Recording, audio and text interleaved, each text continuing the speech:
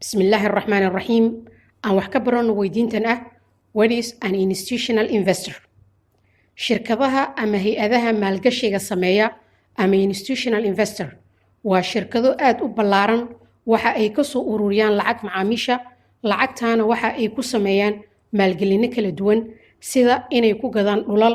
dhismooyin saamiyaal warqadaha maaliyadda ee deynta ah ee loo yaqaan bond iyo maalgelin kala duwan haddaba hay-adahan ama shirkadahan waaweyn ee sameeya maalgelinada waxa ay maamulaan hanti aad iyo aad u ballaaran hay-adahan waxa ka tirsan pension fund oo haddii rabbi idmo aan ka soo hadli doono balse si kooban waa in la maalgeliyo lacagta loogu talagalay howlgabnimada uu qofka iyo qoyskiisa isticmaalayaan marka uu shaqada ka tago sidoo kale hay-adahan waxaa ka tirsan insurance companies ama shirkadaha caymiska maadaama ay lacagta caymiska horumaris ahaan uga qaadaan macaamiisha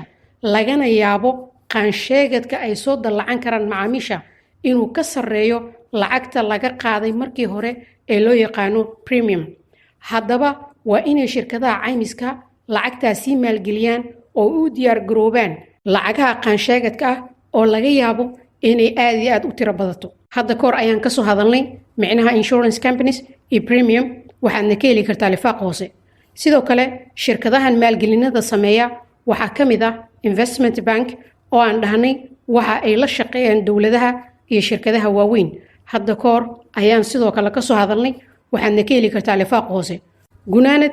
hay-adahan ama shirkadahan maalgelinta sameeya waxa ay saameyn xoogan ku leeyihiin meesha uu suuqa maaliyadda u jihaysanayo financial markets maadaama ay maamulaan lacaga aad iyo aad u fara badan waxa ayna leeyihiin miisaankooda ee sidaas ogow xog ku saabsan financial markets waxaad ka heli kartaa lifaaq hoose oo aan hadda koor uga soo hadalnay mahadsanidin waa inoo markale haddii rabbi idmo